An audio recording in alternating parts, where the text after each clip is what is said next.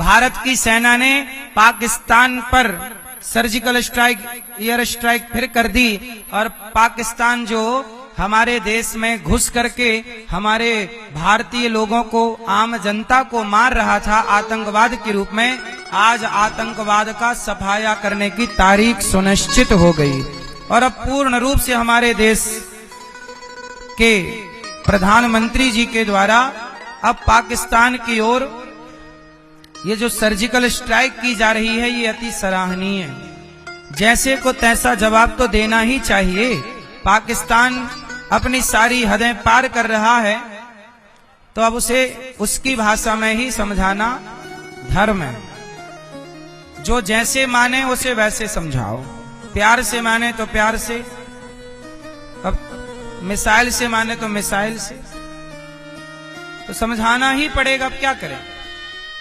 याद रखिएगा, आज तो जंग पाकिस्तान से छिड़ी है, कल को जंग यदि भारत के ही गद्दारों से छिड़ जाएगी तो क्या जीत पाओगे?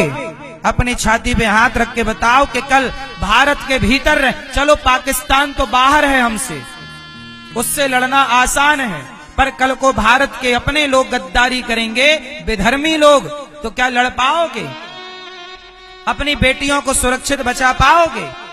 क्योंकि तुम जातियों के नाम पे बटे रहोगे ना।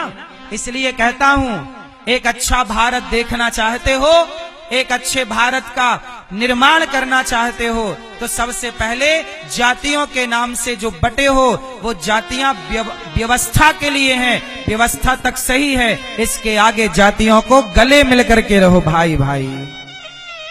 क्यों जी, बात सही है? तो कितने लोग गले मिल के रहेंगे?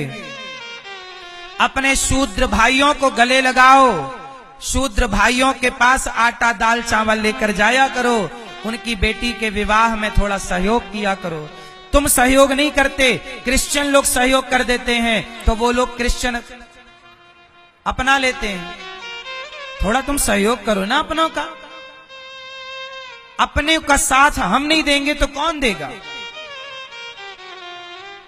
मैं भेद नहीं करता। अच्छा ये बताओ, जब गांव में बच्चा पैदा होता है तो बच्चे, पहले के जमाने में नरा काटने कौन आता था बच्चे का?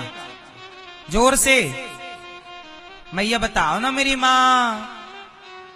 गांव के एक ताई आया करती थी ना, जैसे ताई माँ कहते हैं। गांव की एक महिला होती थी जो शूद्र समाज से होती थी, वो तुम्हारे बच्चे का नरा काटती और उसके गले में, मुंह में हाथ डाल के उस बच्चे के मुंह की गंदगी साफ करती और वो तुम्हारे बच्चे को नहलाती। कहते हैं जब तक वो बच्चे को ना नहलाए तब तक तुम्हारा बच्चा शुद्ध नहीं होता। तो सोचो, जिस माता के नहलाने से तुम्हारा बच्चा शुद्ध होता होगा, भला वो माता अशुद्ध कैसे हो सकती है? भला वो शूद्र माता अशुद्ध कैसे होगी बताओ? ये केवल गलत फहमियां पाल ली लोगों ने। ऊंच नीच का बताओ, भगवान राम ने शबरी को गले लगाया कि नहीं? जोर से। क्या शबरी के बेर नहीं खाए राम? क्या निषाद राज को गले नहीं लगाया? जब राम भेदभाव नहीं करते तो हम कौन होते हैं भेदभाव करने वाले? तो मेरे प्यारे भारतवासियों, मेरे को पक्का वादा करो कि कभी आपस में ना लड़ोगे। ब्राह्मण क्षत्रिय वैश्य शूद्र, जहां ब्राह्मण क्षत्रिय वैश्य शूद्र मिल जाएं, गले लगाओ। चारों भाई, कितने भाई हैं?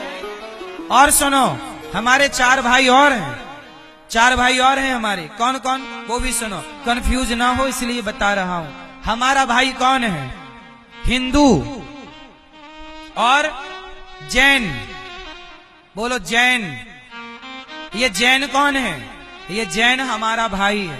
हिंदू, जैन और सिख।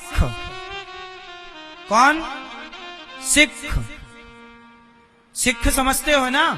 पंजाबी पगड़ी, सिख। और चौथे हैं बौद्ध। वो बौद्ध लोग भले अपने को अपना नहीं मानते, लेकिन सच्चाई यही है कि हम 4 भाई ये भी हैं। देखो, जैन लोग भी हम हिंदुओं की तरह ही रहते हैं, वो भी हमारे अपने हैं। वो हिंदुओं की एक शाखा जैन है। हिंदुओं से ही कट करके एक ये हमारे पंजाबी सिख भाई हो गए। गुरु नानक देव जी ब्राह्मण हैं। गुरु नानक देव जी स्वयं कौन है? ब्राह्मण।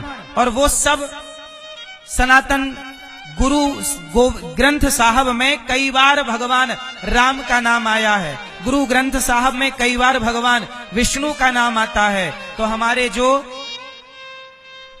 ये पंजाबी भाई हैं, हमारे सिख भाई, ये भी हमारे अपने हैं, कोई पराये नहीं है। तो ये चार भाई ये हैं।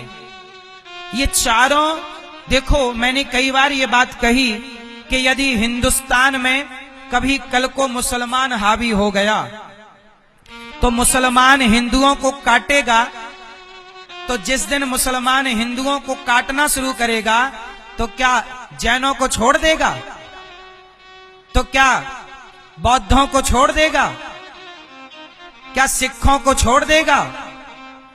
बोलो। जिस दिन मुसलमान, जब कश्मीर से पंडित खदेड़े गए तो उस बीच में वहां जैन यदि था तो जैन भी तो खदेड़ा गया। बौद्ध का घर रहा होगा तो बौद्ध भी तो खदेड़ा गया। और यदि वहां पर कोई हिंदू था तो वो भी खदेड़ा गया। तो मुसलमान तो केवल मुसलमान को जानता है। इसलिए मैं आप लोगों से कहता हूं, आज हमारे देश में सबसे बड़ी समस्या क्या है?